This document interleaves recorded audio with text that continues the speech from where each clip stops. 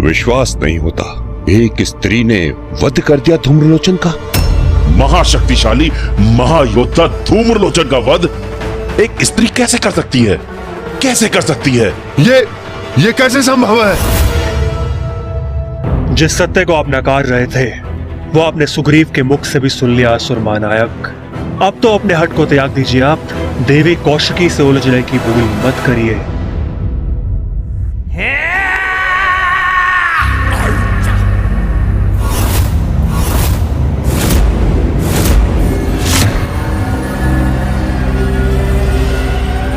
तो तुम ये कहना चाहते हो भ्राता,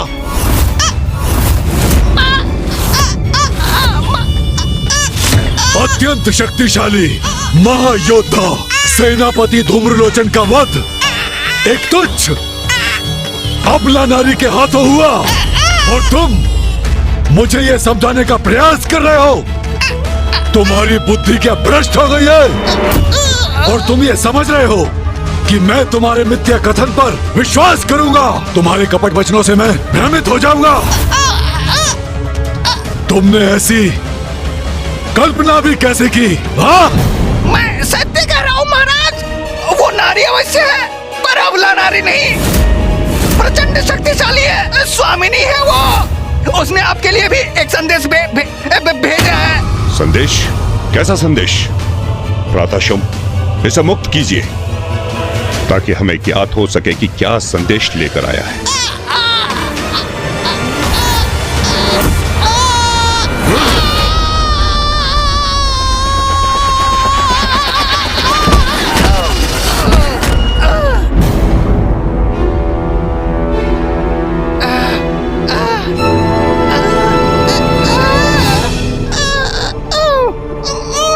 बोलो। देवी कौशिकी ने आपके प्रस्ताव के उत्तर में ये संदेश भेजा। जाओ और जाकर अपने स्वामी को मेरा संदेश दो कि मैं विवाह उसी योद्धा से करूंगी जो मुझे युद्ध में पराजित करने में सक्षम होगा। यदि तुम्हारे स्वामी में इतना सामर्थ्य है तो यहाँ आकर मुझे पराजित करें और अपनी मुझसे विवाह करने की इच्छा को पूर्ण करें।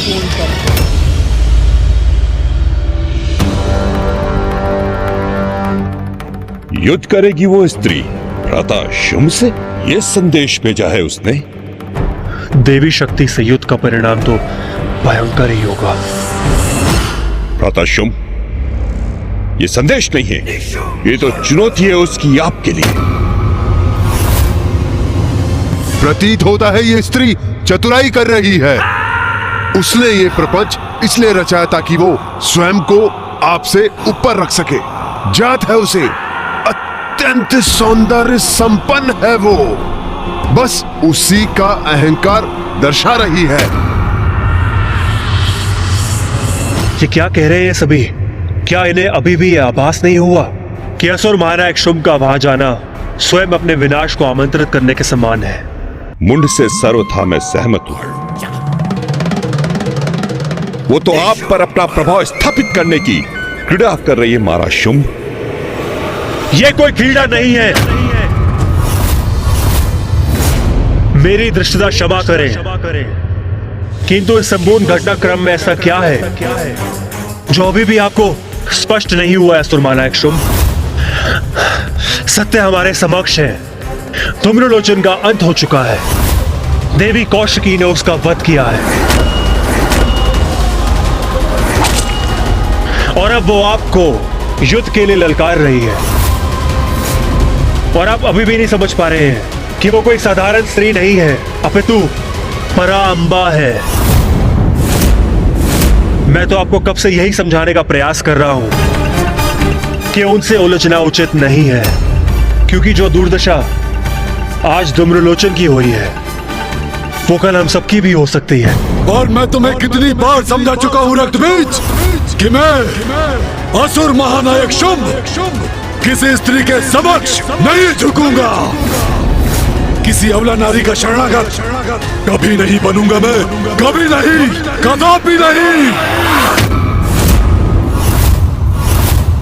रक्त बीज, तुम जैसे सहयोगी तो कदाचित शत्रु से भी अधिक घातक हैं, क्योंकि युद्ध के पूर्व ही तुम पराजय की घोषणा कर रहे हो। तुम्हें लज्जा नहीं आती? इतने बड़े शक्तिशाली असुर होकर भी भीरुता का प्रदर्शन कर रहे हो तुम। उस देवी से तो तुम्हें युद्ध के लिए तत्पर होना चाहिए रक्तबीज। भागने या छुपने या समर्पण करने के लिए नहीं।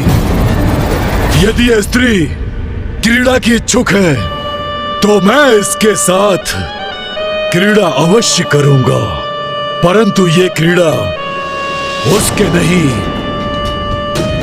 मेरे अनुसार होगी। अपने अपार सौंदर्य पर उसे बहुत गर्व है ना, उसी के बल पर मुझे अपने घुटनों पर झुकाना चाहती है ना, और चाहती है कि मैं स्वयं उसके पास जाऊं और उसे विवाह के लिए मनाऊं।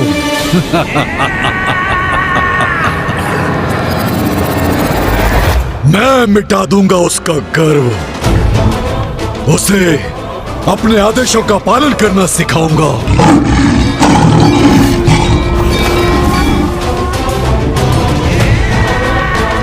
असुर महानायक शुंभ की पत्नी बनना है तो उसे मेरे शीश पर नहीं, मेरे चरणों में वास करना होगा। और मैं उससे ये सब कुछ मनवा कर ही रहूंगा। उचित है भैया, सर्वथा उचित है। आपको यही करना चाहिए। चंड मुंड, जी असुर महानायक, आदेश दीजिए। बहुत हुआ प्रस्ताव भेजने का प्रपंच।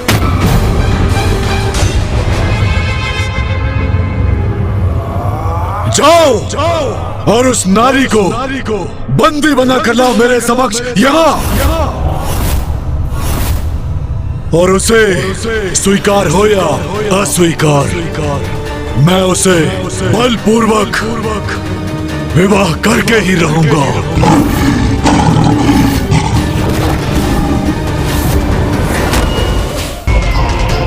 उचित है, सर्वथा उचित है। ये चंड और मुंड की शक्ति के समक्ष कदापि नहीं टिक सकेगी वो। असुर महानायक शुंभ का ये आदेश बहुत अनिष्टकारी सिद्ध हो सकता है। असुर महानायक मात्र बंदी बनाकर रहा है उसे, अथवा भ्राता चंड का अर्थ है कि अगर आपको कोई आपत्ति ना हो तो क्यों ना हम उससे धूम्रलोचन के वध का प्रतिशोध भी ले लें। उसकी उद्दंडता के द्वंद्व स्वरूप उसे थोड़ा प्रताड़ित भी क्यों ना कर ले, फिर तो वो आपकी आज्ञा अवश्य स्वीकार करेगी। चंड मुंड, उचित कहा तुम दोनों ने। दंड दो उसे, अवश्य दो, प्रतिशोध भी लो उसे। विनाश की आहट जो सुनकर भी अनसुना कर दे, उससे बड़ा अभागा और कौन हो सकता है। और उससे भी बड़ा अभागा वो है जिसे भविष्य स्पष्ट दिखाई दे रहा है, किंतु वो चाहकर भी उसे परिवर्तित करने में असमर्थ है। अब क्या करूं मैं, कैसे रोकूं असुर महानायक शुंभ को? इस कार्य के लिए मैं तुम्हारे साथ लुरु और महेश पौंड्रक को भेजता हूं। क्या हुआ गणेश? अब अपनी अंतर्दृष्टि से क्या देखा तुम? भैया, अब शुंभ चंड और मुंड को मां पर आक्रमण करने के लिए भेज रहा है। गणेश जी, ये तो बहुत ही उत्तम समाचार है। इसका तो एक ही परिणाम संभव है, माता कौशिकी के हाथों चंड मुंड का संहार। इंद्रदेव का कथन सर्वथा उचित है।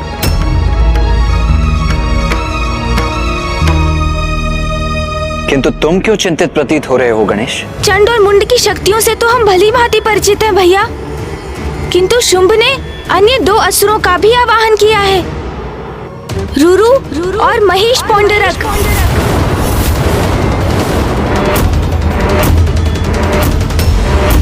अब ये दोनों कौन है?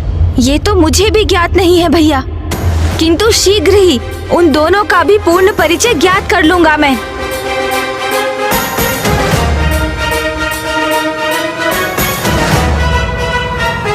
रुरु और महेश पौंडरक और महेश पौंडरक और महेश पौंडरक और महेश पौंडरक और महेश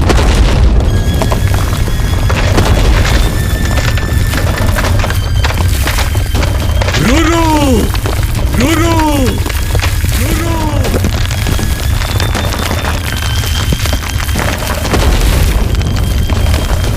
असुर महानायक शंभ पुकार रहे हैं मुझे।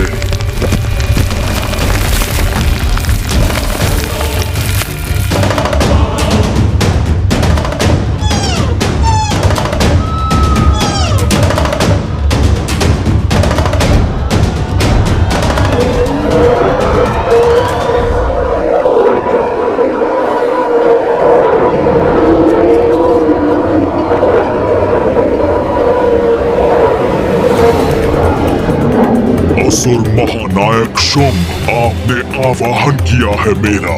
मैं अति शीघ्र आपके समक्ष प्रस्तुत होऊंगा।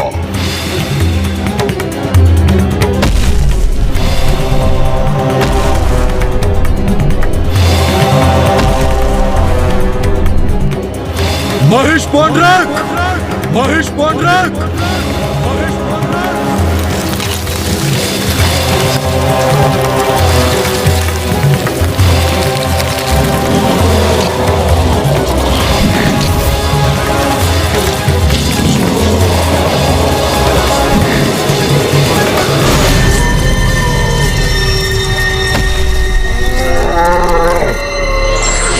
असुर महानायक शुंभ, मैं महेश पौंडरक अभी आपकी सेवा में प्रस्तुत होऊंगा।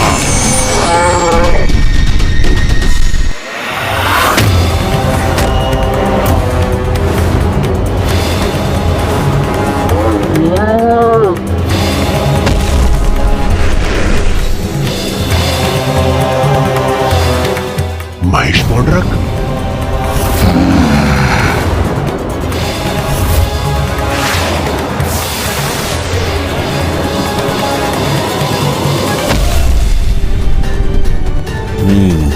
तो ये हैं रूरू और असुर महानायक शुंभ, आपने अवश्य किसी विशेष प्रयोजन से हमें यहाँ बुलाया है। कहिए, क्या आदेश है हमारे लिए? एक घमंडी नारी के मान को कुचलना है। मात्र एक नारी से युद्ध हेतु आपने हम दोनों का आवाहन किया। धूम्रलोचन जैसे शक्तिशाली असुर का वध करने वाली नारी असाधारण नहीं हो सकती, कदापि नहीं।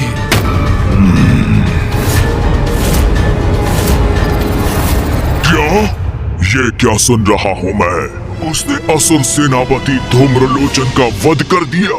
तब तो अवश्य वो कोई दैवी शक्ति है। हमें उससे युद्ध नहीं करना चाहिए। यही तो मैं भी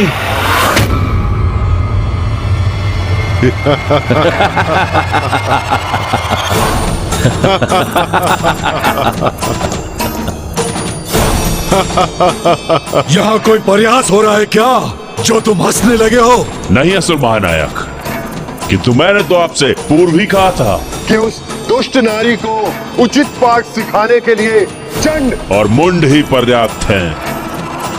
ये असुर आपके सामने हमें सुझाव देने का ये दुस्साहस कर रहे हैं कि हमें उस नारी से युद्ध करने के विचार का परित्याग कर देना चाहिए। वो भला युद्ध भूमि में हमारा क्या साथ देंगे? कदाचित वहां पहुंचकर अस्त्र शस्त्र त्याग देंगे और वहीं उस देवी की आरती करने लगेंगे। तो कितना अपमान होगा हमारा। ओ, समझ गया। चंड और मुंड अपने शब्दों से इन दोनों को युद्ध के लिए प्रेरित कर रहे हैं। सेनापति चंड और मुंड, आपके कथन से तो ऐसा प्रतीत हो रहा है जैसे इस नारी को बंदी बनाने के लिए आपके पास कोई अति उत्तम रणनीति है। हमें भी तो सुनाइए, तनिक हम भी तो सुने। रणनीति? कैसी रणनीति? हम रणनीति बनाने में समय व्यर्थ नहीं करते। वो भी एक तुच्छ नारी के लिए। हाँ, यदि आप सुनना ही चाहते हैं तो सुनिए।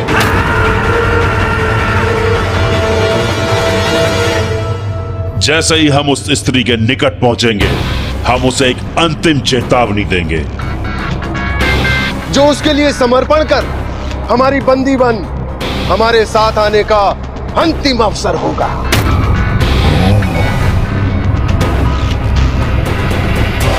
बस उसके लिए ये अंतिम अवसर होगा। उसके बाद हम नहीं, हमारे बाण बात करेंगे।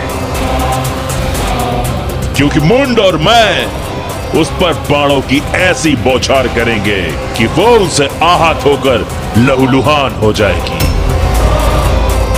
वो चीत्कार करेगी, हमारे बाणों के बंधन से मुक्त होने के लिए समस्त प्रयास करेगी।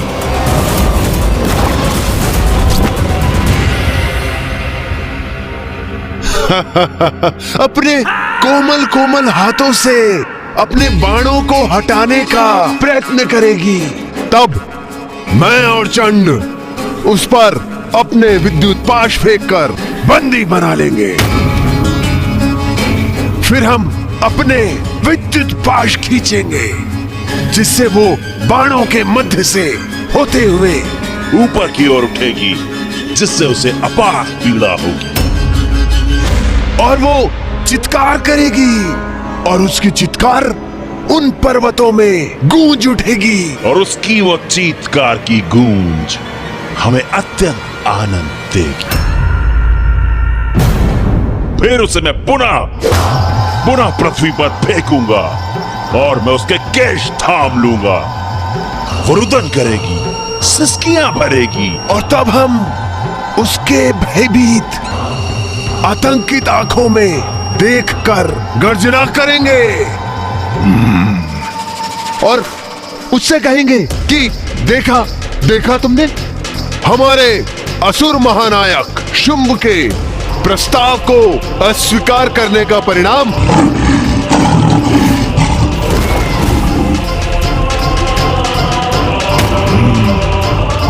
तब वो हमारे आगे हाथ जोड़कर असहाय अवस्था में आकर रुदन करेगी। फिर उसे भारी बेड़ियों में बांध देंगे हम और वो हाथ जोड़े भारी बेड़ियों में बंधी अपने पैरों पर हमारे साथ चलकर यहां तक आएगी और उसे इस प्रकार अपमानित करते हुए, उसके अहंकार को खंडित करते हुए हम उसे इस राज्यसभा में लेकर आएंगे और असुर महानायक शुंभ के चरणों के आगे डाल देंगे। वो फिर रुदन करते करते अपने दया की भिक्षा मांगेगी। अब महाराज असुर महानायक शुंभ के चरणों में गिर के बड़ा आनंद आएगा मुझे जब वो सुंदरी मेरे चरणों में गिरेगी। मुझसे बहुत बड़ी भूल हो गई असुर महानायक शुंभ, बहुत बड़ी भूल हो गई। ज्ञात नहीं मैंने इतने महावीर, महाशक्तिशाली, महायोद्धा का तिरस्कार क्या सोचकर किया। उचित है स्वामी, यह दंड मेरे लिए सर्वतः उचित है। मैं ऐसे ही दंड के योग्य हूँ। मैं अति प्रसन्न हुआ ये वर्णन सुनकर। अब शीघ्र ही इसे पूर्ण करो अपनी योजना से। उसी प्रकार उसे मेरे समक्ष आने पर विवश कर दो।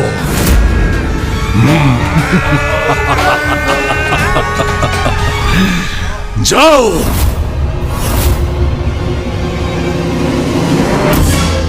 सुना तुम दोनों ने, सुना। मैं चंडमुंड की तरह सभी असुरों में एक आत्मविश्वास चाहता हूं। यदि तुम भीरू हो, अक्षम हो, तो स्वीकार करो कि तुम असुर महानायक के विश्वास के योग्य नहीं, अन्यथा मेरे आदेश का पालन करो। जाओ, उस नारी को बंदी बनाकर मेरे समक्ष यहाँ प्रस्तुत करो। जाओ। राक्षस संस्कृति से बंधे हम असुर योद्धा हैं। असुर महानायक के आदेश का पालन कर उनके और असुरों के प्रति अपने दायित्वों का निर्वाह हमारा परम कर्तव्य है। असुर महानायक शंभ, आपकी सेवा ही मेरे जीवन का एकमात्र उद्देश्य है। यदि आप चाहते हैं कि मैं उस देवी के साथ युद्ध करूं, तो फिर उचित है, युद्ध होगा।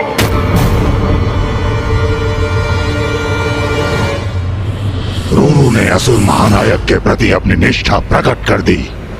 मैं ही पीछे रह गया। नहीं, मैं भी भीरू नहीं, यह भी प्रमाणित कर दूंगा। असुर महानायक, मुझे मेरा अधूरा कथन पूर्ण करने दीजिए।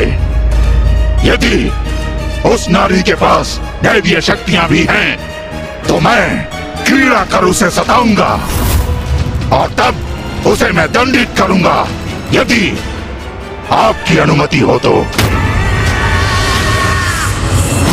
अर्थात हमारे विचारों और उद्देश्य दोनों में समानता है। हाँ, तो फिर शुभ कार्य में विलंब क्यों? चलिए।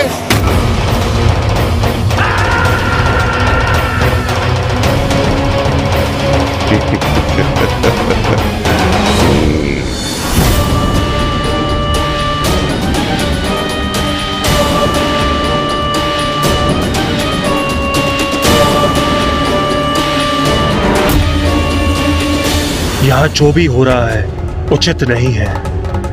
इसका दुष्परिणाम निकट भविष्य में हम असुरों को अवश्य भुगतना होगा।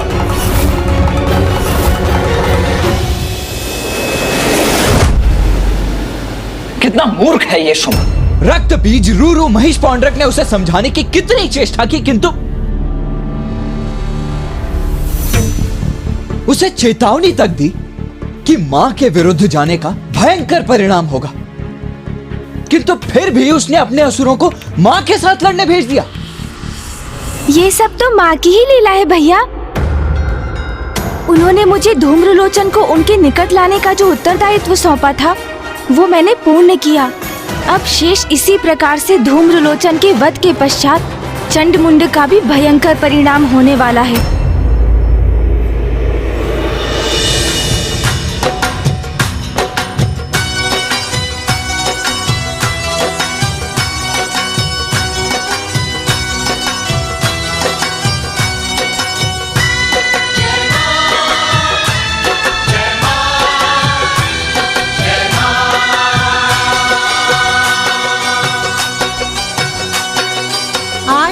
जगराता माता, आज तेरा जगराता, आज तेरा जगराता माता, आज तेरा जगराता।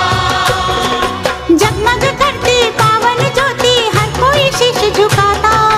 माता माता माता माता माता माता माता माता, आज तेरा जगराता माता, आज तेरा जगराता।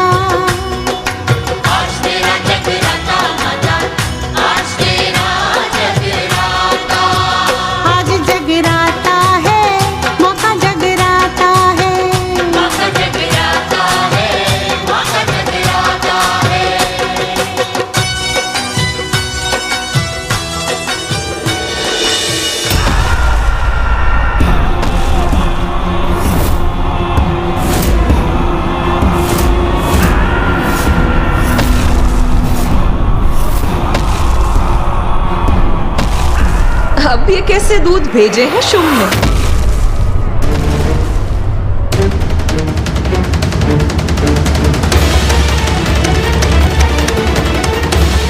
ऐसा अद्भुत सौंदर्य, ऐसी दिव्य अनुपम कांति, जो पूर्व में हमें कभी नहीं देखा। क्या हुआ? ऐसे स्तब्ध रहकर मुझे टुकुर टुकुर देखने के लिए तो तुम्हारे स्वामी महानायक ने तुम्हें यहाँ नहीं भेजा होगा ना? तुम वास्तव में बहुत अहंकारी हो। तो हमने जो तुम्हारा आकलन किया था वो सर्वथा उचित है। तुम्हारे द्वारा मेरे आकलन अथवा किसी अन्य के व्यर्थ संवाद में मुझे कोई रुचि नहीं। मैंने तुम्हारे स्वामी के लिए एक संदेश भेजा, अवश्य उसी का उत्तर लेकर आए होगे तुम यहाँ।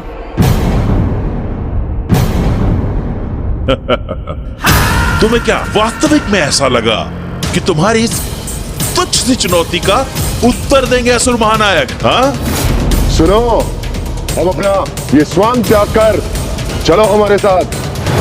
क्योंकि तुम्हारी उद्दंडता को अनदेखा कर, तुम्हें क्षमा कर, हमारे स्वामी अभी भी तुमसे विवाह करने के लिए तैयार हैं।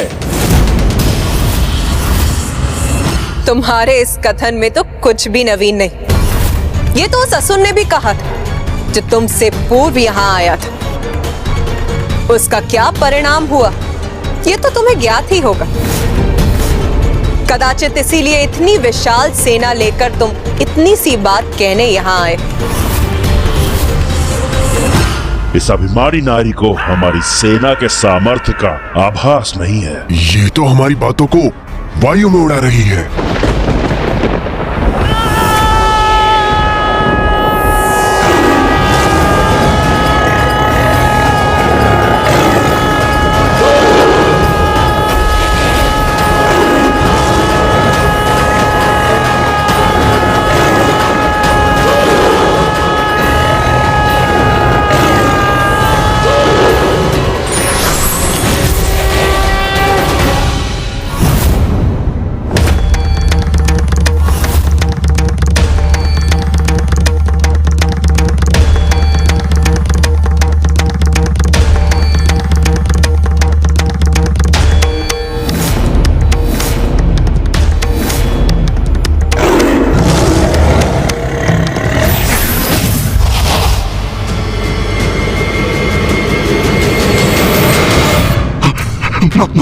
माता कौशिकी,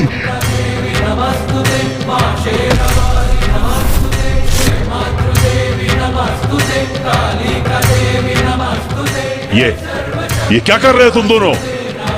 महेश पौंड्र, ये ऐसे हाथ जोड़कर इस नारी के समक्ष क्यों बैठे हो?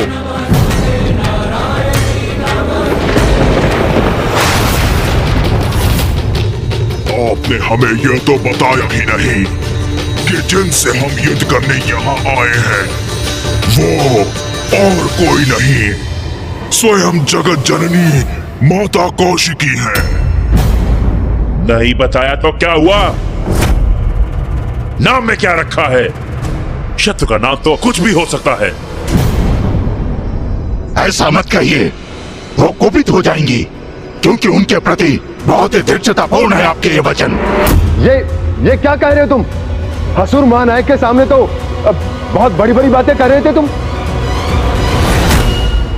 कदाचित आपको ज्ञात नहीं, असुर सेनापति मुंड कितने असुरों का वध किया है माता ने। एक बार माता ने एक असुर को पछाड़ कर उसका वध किया और फिर उसके शव को एक फंदे से बांधकर ऐसा फेंका कि वो शव मेरे ऊपर आकर गिरा। एक बार तो माता ने सहस्त्र असुरों की विशाल सेना का अंत कर उसे मेरे ही दलदल में फेंक दिया था। आज भी उनके शव वहां से उभरते हैं, जिसे चील काग अपना भोजन बनाते हैं।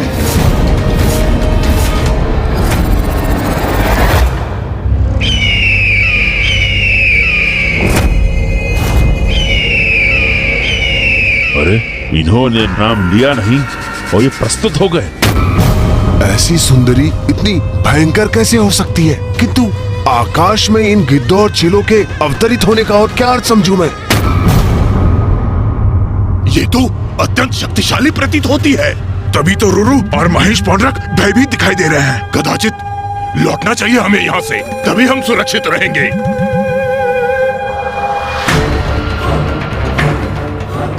उस मूर्ख असुर ने हमें पूर्व में ही इस नारी के बारे में बता दिया होता तो हम और सटीक योजना बनाते। अब क्या करें हम? इस प्रकार यहाँ आकर युद्ध भूमि से लौट भी नहीं सकते। 1-2 पाश तो हमें इस पर फेंकने ही होंगे।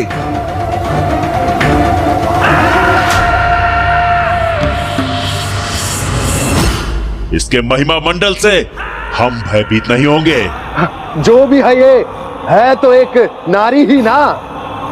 और हम बलशाली असुर सेनापति चंड और मुंड। हाँ, इसीलिए निशंक होकर अपनी योजना को क्रियान्वित करेंगे। हम सबसे पहले अपने बाणों का वार करेंगे। हम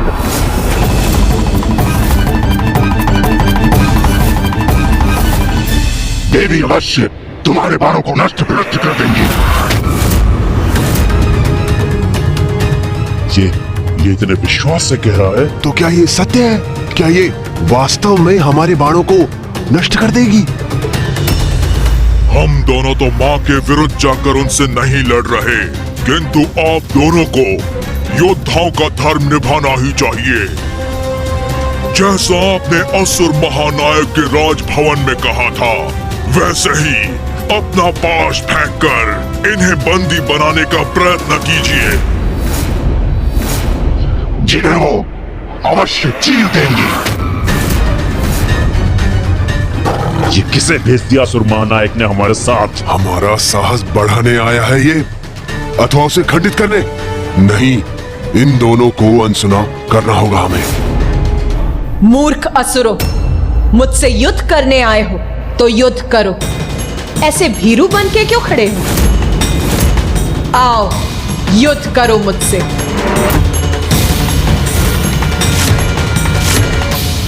शक्तिशाली हैं हम, वरदानी शक्तियां प्राप्त हैं हमें। और ये मात्र एक नारी।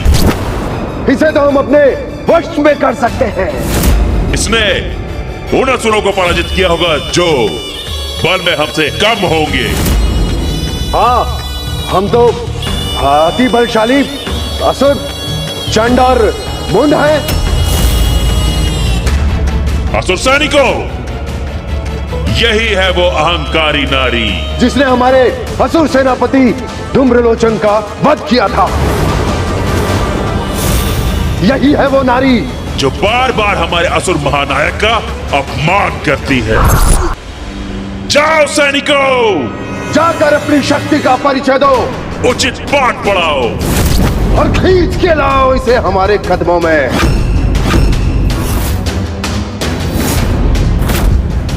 जाओ सैनिकों।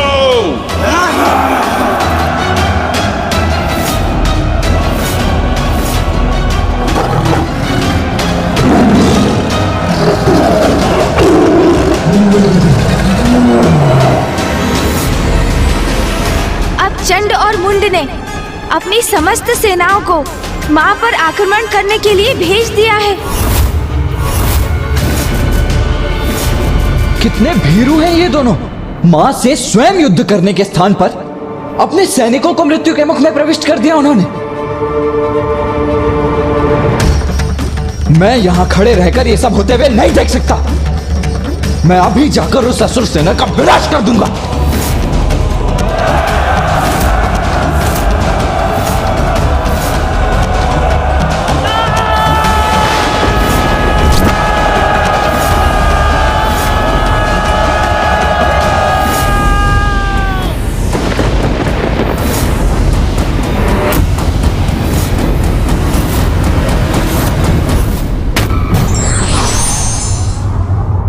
समय रहते यदि कोई वास्तविकता को नहीं स्वीकारे तो उसकी पराजय निश्चित है।